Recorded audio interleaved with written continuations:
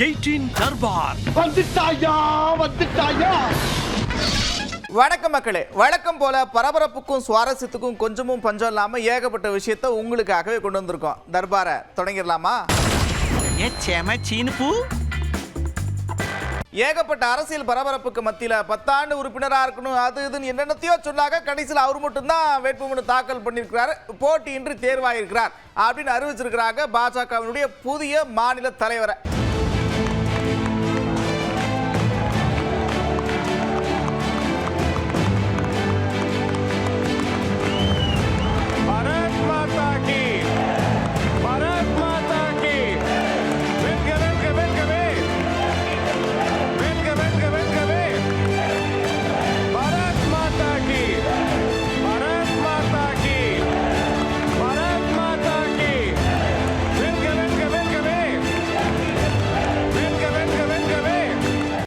கெட்டப்ப மாத்தினாலும் கண்டுபிடிச்சாங்களே, எப்படி கண்டுபிடிச்சிருப்பாங்க அப்படின்னு அந்த பையனே குழம்பி போற மாதிரி ஹரியானால ஒரு சம்பவம். சூட் கேஸ்ல பெண் தோழியை உள்ள வச்சு அப்படியே நைஸா ஹாஸ்டல் ரூமுக்கு கூட்டு போலாம் அப்படின்னு முயற்சி பண்ணிருக்காரு. ஆனா கடைசியில கண்டுபிடிச்சிட்டாங்க.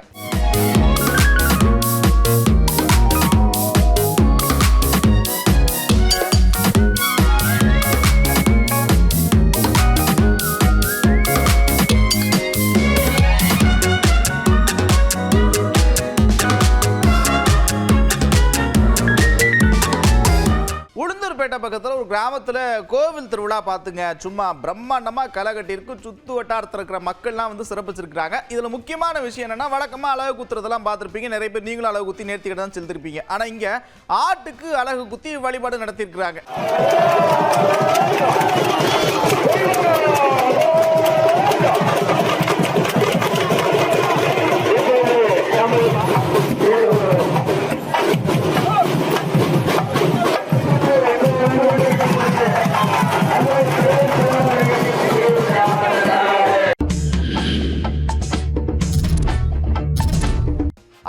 சிவகங்கை, புதுக்கோட்டை, திருப்பத்தூர் பயங்கரமா செலிப்ரேட் பண்றீங்க. ஒவ்வொரு வார கடைசியிலும் எப்படியாச்சும் சுத்தோட்டாரத்தில் ஏதோ ஒரு கிராமத்தில் மீன்பிடி திருவிழா வச்சிடறாங்க, பயங்கரமா என்ஜாய் பண்றாங்க. இப்போ சிவகங்கை பக்கத்தில் ஒரு மீன்பிடி திருவிழா, மக்கள்லாம் ஆரவாரமா கலந்துருக்காங்கன்னா பாத்துங்க.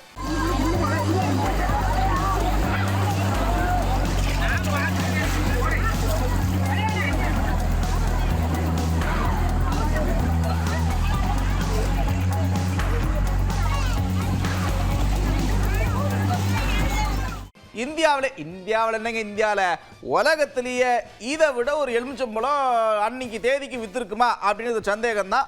20,000 ரூபாய்க்கு ஏலத்தில் எடுத்திருக்கிறாங்க எலுமிச்சம்பழத்தை.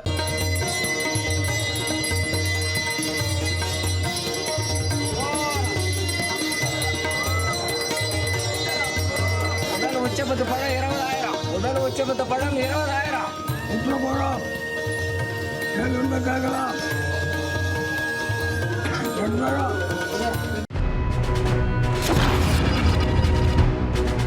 ஆனாலும் சார், அந்த காலத்தில் எழுதுனாங்க பாருங்க பாட்டு, அதுதான் பாட்டு. என்ன வரி, என்ன மீனிங், இப்போ தான் பாட்டு வருது, ஒன்றும் புரிய மாட்டேங்குது இப்படின்னு நிறைய பேர் பேசி நீங்க கேட்டிருப்பீங்க. இந்த பழைய பாட்டெல்லாம் இப்போ புது படத்தில் அப்பப்போ வைக்க ஆரம்பிச்சிருக்கிறாங்க. இதை பத்தி நீங்க என்ன நினைக்கிறீங்க அப்படின்னு மக்கள்கிட்ட கேட்டிருக்கோம். மக்கள் பல விதமான கருத்துக்களை சொல்லியிருக்கிறாங்க, பார்ப்போமா? அது சம்பந்தம் இல்லாத இடத்துல தான் இந்த பாடல் போடுறாங்க. ரெண்டாவது, இது வந்து ஒரு வியாபாரத்துக்காக தான் இந்த பழைய பாடல்களை கொண்டு வந்து இப்போ ரீமிக்ஸ் பண்ணி புது பாடலாக போடுறாங்க. அந்த பாட்டுக்கோசரமே திரையரங்குக்கு வரக்கூடிய இல்லை பாட்டை கேட்கக்கூடிய ஒரு இதை வந்து இன்னைக்கு இருக்கிற இசையமைப்பாளர்கள் பின்பற்றுறாங்கன்னு தான் நினைக்க தோணுது. அப்போ வந்து ட்ரெண்ட் ஆனதை விட இப்போ இன்னும் மக்கள் வந்து அதிகமாக அதை வரவேற்கிறோம். அது நல்ல இனிமையானதாக அமையுது. ரொம்ப என்ஜாய் பண்ணி தான் பார்க்க வேண்டியதாக இருக்குது. எதனால் அப்படின்னா, பழைய பாட்டு நம்ம பார்க்கும்போது ரொம்ப என்ஜாய் பண்ணலாம், அதை பார்க்க மாட்டோம். அதே புது படங்களில் வந்து பழைய பாடல்களை வந்து வைக்கும்போது ரொம்ப நம்ம என்ஜாய் பண்ணுறது பிடிக்கவே இல்லை. பழைய பாட்டு தான் சார். யாரும் அதை விரும்பி பார்க்குறதுலாம் இல்லை பெரியவங்களாம், சின்ன பிள்ளைங்க பார்த்தா உண்டு, அவ்வளோதான். அதுங்களுக்கு கொஞ்சம் ஏதோ இன்ட்ரெஸ்டாக இருக்குது. இப்போ சில பாட்டுலாம் பார்த்தோன்னா கதைக்கு தேவையே இல்லாமல் திணிக்கிற மாதிரி இருக்குது. இந்த மாதிரி பழைய பாடல்களை மீண்டும் கேட்குறதுக்கு ரொம்ப நல்லா தான் இருக்குது. அதை கேட்கும்போது ரொம்ப ஒரு நல்ல ஜாலியாக இருக்குது. அதனால தான் அந்த மூவிஸ்லாம் ரொம்ப ஹிட் ஆகுது அப்படின்னு நான் ஃபீல் பண்ணுறேன். இப்போ விக்ரம், இப்போ குட் பேட் அக்லி எல்லாத்துலேயுமே வந்து இந்த பழைய பாட்டு நிறைய வருது. அதனால் இப்போ அது ஒரு ட்ரெண்ட் ஆயிடுச்சு, எல்லாருக்கும் பிடிச்சிருக்கு, எல்லாரும் அதை என்ஜாய் பண்றாங்கன்னு தான் நான் நினைக்கிறேன். இப்போ குணா கேவ் ட்ரெண்ட் ஆனது அந்த மஞ்சுமேல் பாய்ஸ்ல வர கண்மணி அன்போடு காதல் பாட்டால தான். ஸோ அதை பழைய பாட்டு இதுல போடவே தானே நமக்கு வந்து அது ட்ரெண்டே ஆச்சு. பழைய படத்தில் வர பாடல்கள் பழைய படத்தில் இருந்தால் தான் சரியாக இருக்கும். புதிய படங்களில் திணிக்கப்படுகிறதாக பார்க்கிறேன். அமெரிக்காவில் ஒரு பயங்கர சம்பவம் பார்த்துங்க. வானில் பறந்துகிட்டு இருந்த ஹெலிகாப்டர் ரெக்க உடஞ்சு போய் திடீர்னு அங்கே பக்கத்தில் இருக்கக்கூடிய ஆற்றுல விழுந்து விபத்து ஏற்பட்டிருக்கு. அந்த காட்சியை பாருங்க, எப்படி பதபதிக்க வைக்கிற மாதிரி இருக்குது. Oh my gosh. Oh my goodness. Oh my gosh. Oh my god. Oh my gosh. Oh my goodness. Helmet போடுறத பற்றி எப்படி விழிப்புணர்வு ஏற்படுத்துறாரு பாருங்க. கையில் பதாகையெல்லாம் ஏந்திட்டு ஒவ்வொருத்தருட்டியா போய் ஹெல்மெட் போடுங்கன்னு ஒரு இளைஞர் சொல்லிட்டு இருக்கிறாரு அப்படின்னு நீங்கள் நினைச்சிடக்கூடாது. அந்த இளைஞருக்கு கொடுக்கப்பட்ட தண்டனை.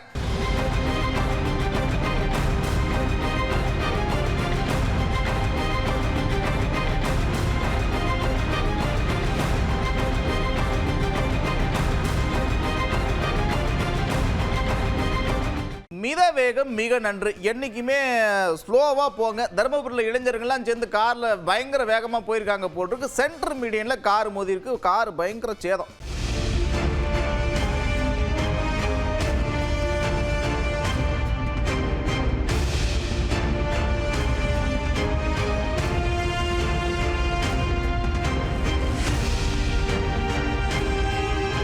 இப்போ தருமபுரியில் இப்படி ஒரு விபத்தா இங்கே பாருங்க. கன்னியாகுமரியில் அப்படித்தான் லாரி ஒன்று வேகமாக வந்துகிட்டு இருக்கு. திடீர்னு கட்டுப்பாட்டை எழுந்து அப்படியே கவிழ்ந்து பக்கத்தில் இருக்கக்கூடிய வண்டிக்கெலாம் பயங்கர சேதம். கொஞ்சம் மெதுவாகவே வாங்க, பெரிய வண்டிலாம் ஓட்டிட்டு வரைக்கும் இவ்வளோ வேகம்லாம் ஆகாது.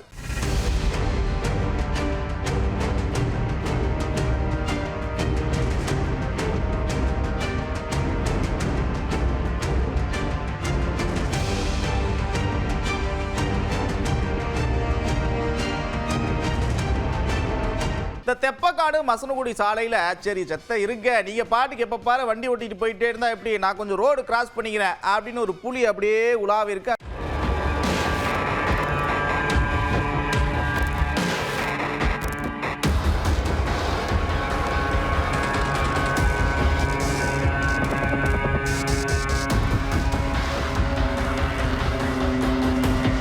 தயவு செய்து இந்த சின்ன பசங்கிட்ட வண்டியை கொடுக்காதீங்க. இங்கே பாருங்க, அவர் என்ன வேகத்தில் வராருன்னு. தாம்பரம் பக்கத்தில் அப்படித்தான் ஒரு சின்ன பையன் ஆட்டோ வேகமாக ஓட்டிட்டு வந்து வலையில் திரும்புறப்ப ஒருத்தங்க மேலே மோதி அவங்களுக்கு பயங்கர காயம் பார்த்துங்க. இந்த மாதிரி சம்பவம்லாம் நடக்கக்கூடாதுன்னா வீட்டில் இருக்கக்கூடிய குழந்தைங்களை கொஞ்சம் கவனிங்க.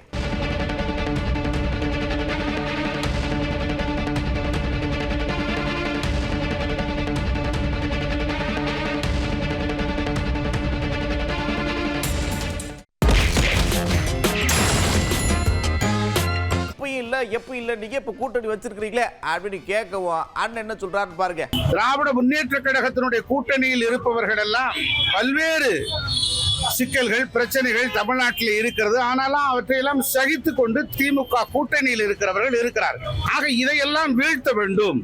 பணபலம் இருக்கிறது, அதிகார பலம் இருக்கிறது.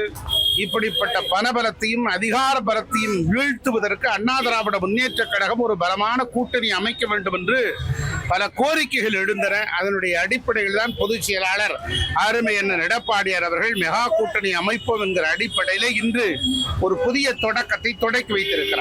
நாடாளுமன்ற தேர்தல் வரைக்கும் நாங்க அந்த கூட்டணியில இருந்தோம். இப்போ அடுத்து என்ன நடக்க போகுது, இன்னும் ஒரு வருஷம் டைம் இருக்குல்ல, ஒரு வருஷம் இருக்கு, நாங்க பொறுமையா யோசிச்சு முடிவெடுப்போம் அப்படின்னு சொல்லியிருக்கிறாங்க.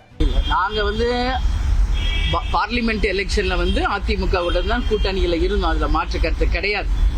ஆனா இப்போ இன்னும் ஒரு வருஷம் தேர்தலுக்கு இருக்கிறதுனால நிச்சயமாக எங்கள் கட்சி வளர்ச்சி, எங்கள் கட்சி பணியை மட்டும்தான் நாங்கள் ஃபோக்கஸ் பண்ணிக்கிட்டு இருக்கோம்.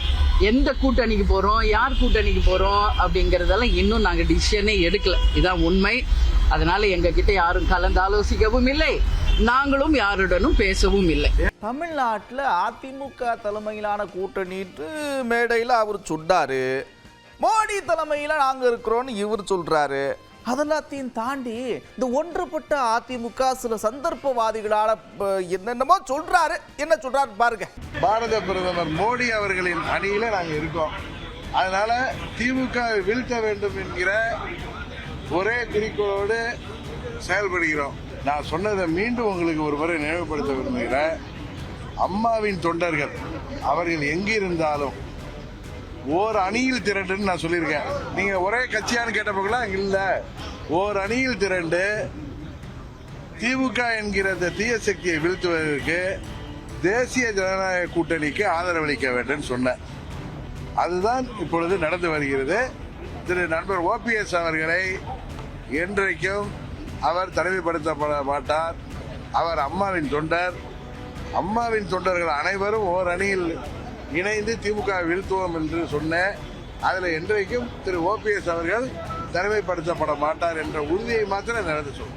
21 இது சரியாக அமைக்கப்பட்டிருந்தால் திரு அமித்ஷா அவர்கள் விரும்பியது போல திமுக இன்றைக்கு ஆட்சிக்கே வந்திருக்க முடியாது. ஒரு சிலருடைய சுயநலத்தால் அன்றைக்கு அது திமுக ஆட்சிக்கு வருவதற்கு காரணமாயிட்டு. இந்த முறை அந்த தவறு நடக்காமல் மத்திய உள்துறை அமைச்சரும் பாரத பிரதமர் மோடி அவர்களும் அதை சரியாக கையாள்வார்கள் என்று நினைக்கிறேன். ஆளாளுக்கு அவங்க கூட்டணியை பத்தி என்னென்னமோ சொல்லிட்டு இருக்கிறாங்க. மொத்தமா உங்களை எதிர்க்கிறதுக்கு தான் கூட்டணியை அமைக்கிறதா சொல்றாங்க. நீங்க என்ன நினைக்கிறீங்க? யாருடைய தலைமையில கூட்டணி அமையுதோ அவங்க தான் அந்த கூட்டணியை பற்றி அறிவிப்பார்கள், பேசுவார்கள். இன்னைக்கு பேசக்கூடிய உரிமை கூட அவருக்கு இல்லாத ஒரு நிலையிலே கூட்டணி அறிவிக்கப்படுகிறது. எடப்பாடி பழனிசாமி அவர்கள் அதே மேடையிலே இன்று மௌனமாக அமர்ந்து அந்த கூட்டணியை ஆமோதித்து ஏற்றுக்கொள்வதை நாம் பார்க்க முடிந்தது. தன்னுடைய இயக்கத்தை மட்டுமல்லாமல் தமிழ்நாட்டு மக்களுக்கும் அவர் செய்திருக்கக்கூடிய மிகப்பெரிய துரோகம் என்பதை எடுத்து காட்டக்கூடிய ஒரு கூட்டணியாகத்தான் இந்த கூட்டணி அமைந்தது. அது ஒன்றும் இல்லை, அவர் அரமனசாதான் வச்சிருக்கிறார். கூட்டணிக்கு போறதுக்கு பெருசா அவருக்கு விருப்பம்லாம் இல்லை. அரமனசோட கூட்டணி வச்சிருக்கிறார், அப்படித்தான் அப்படின்னு அண்ணன் சொல்றா. அப்படி அவர்களது கொள்கையை சொல்லி தமிழ்நாட்டிலே வேரூன்ற முடியவில்லை. ஆகவே 2 திராவிட கட்சிகளுள் ஒரு கட்சியை தோழமை சக்தி என்கிற பெயரில் அரவணைத்து அவர்களை வீழ்த்த வேண்டும் என்பதுதான் பாஜகவின் உண்மையான செயல் திட்டம். அந்த சதி வலையில் அதிமுக சிக்கிக் கொண்டது என்பதுதான் மறுக்க முடியாத உண்மை. பாஜக கொடுத்த நெருக்கடியின் விளைவாக அரை மனதோடு தான் இந்த கூட்டணியை அவர் அமைத்திருக்க முடியும் என்று நான் கருதுகிறேன். கூட்டணியெல்லாம் அமைச்சாங்க, அவங்க தலைமையில தான் கூட்டணிட்டாங்க. நான் பாருங்க, அவர் பேசவே இல்லை. பார்த்துக்க, ஒரு 5 நிமிஷமாச்சும் பேசணும்ல, நியாயப்படி பார்த்தா. ஆனால் அவர் பேசாமல் அப்படியே அமைதியாக உட்காந்துட்டாரு. மதிப்புக்குரிய எடப்பாடி பழனிசாமி அவர்கள் ஒரு வார்த்தை பேசவில்லை. கூட்டணி அமைகிறது அவர் தலைமையில் என்று சொன்னால் 5 நிமிடமாவது அவர் பேசி இவர்களை வரவேற்று முறைப்படி அதற்கு பிறகு பிஜேபி பேசினால் அது கூட்டணிக்கு ஆரோக்கியமானதாகவும் ஒரு உண்மையான கூட்டணி அமைவதாகவும் தெரியும். அவர் மௌனசாமி போல பேசாம அமைதியாக அமர்ந்து விட்டு இது நிலைக்குமா, இது நீடிக்குமா, அல்லது 3-4 மாதத்துக்குள் அவர்களுக்குள்ளே ஒரு கருத்து வேறுபாடு உருவாகி குலையுமா, எதுவுமே தெரியாது. இதெல்லாம் சரிப்பட்டு வராதுங்க. அவங்க என்ன வேணா கூட்டணி வச்சுக்கிட்டு என்ன வேணா பண்ணிக்கிட்டோம். ஆனா தொண்டர்கள் ஏத்துக்கணும்ல. தொண்டர்கள் அப்படி எப்படி ஏத்துப்பாங்க? தலைவர்களை பத்தி என்னென்ன பேசியிருக்கிறாங்க அப்படின்னு கேள்வி எழுப்பியிருக்கிறார் இவர். அதிமுக தொண்டர்களை பொறுத்தவரை புரட்சி தலைவர் எம்ஜிஆர் அவர்களை ஒரு கண்ணாகவும் இன்னொரு கண்ணாக புரட்சி தலைவி ஜெயலலிதா அம்மையாரை ஒரு கண்ணாகவும் பார்க்கின்றவர் தான் அதிமுக. அப்பொழுது புரட்சி தலைவரையும் விமர்சனம் செய்துவிட்டு புரட்சி தலைவி அம்மா அவர்களை சிறை சென்றவர், தண்டனை பெற்றவர், ஊழல்வாதி என்று விமர்சனம் பண்ண கட்சி கூட போயிட்டு கூட்டணி வைப்பதற்கு அதிமுக தொண்டர்கள் ஏற்றுக்கொள்வார்களா, ஒத்துக்கொள்வார்களா, இது ஏற்புடையதா என்பதை மக்கள் அவர்களுக்கும் தெரியும், மக்களுக்கும் தெரியும். இது பொருந்தா கூட்டணி, இயற்கைக்கு முரணான கூட்டணி. பர்சனலா மேலாள் முதலமைச்சர் இன்றைய எதிர்க்கட்சி தலைவர் மாண்புமிகு எடப்பாடி பழனிசாமி அவர்கள் என்னென்ன விமர்சனம் பண்ணாங்க? சாதாரண விமர்சனமா? புரட்சி தலைவர் அம்மாவை பண்ணாங்க, புரட்சி தலைவர் எம்ஜிஆரை பண்ணாங்க. இந்த விமர்சனங்கள் எல்லாம் தாங்கி கொண்டு கூனி குறுகி அவர் பக்கத்தில் உட்காருகிறார்கள தொண்டர்கள்லாம் இதை எவ்வளவு வேதனையோட பார்ப்பாங்க. அதனால் அவர்கள் கட்சியில் தலைவிடுவதற்கு எங்களுக்கு ஒன்றும் எந்த விதத்திலும் சம்பந்தம் இருந்த போதிலும் எல்லோரும் பார்த்து கொண்டிருக்கிறார்கள். இது தமிழ்நாட்டு நலனுக்கு எதிரான கூட்டணி, தமிழர் மக்களுக்கு எதிரான கூட்டணி. அப்புறம் ஜாலியா ரசிச்சே சிரிச்சே பார்த்துருப்பீங்க. நான் கடைமுறை நேரம் வந்துருச்சு. மறுபடியும் இதே மாதிரி ஒரு தர்பார்ல உங்களை சந்திக்கிறேன். அதுவரை விடைபெறுவது நான் நந்தா. இது 18 தர்பார். 18 தர்பார் வந்துட்டாயா.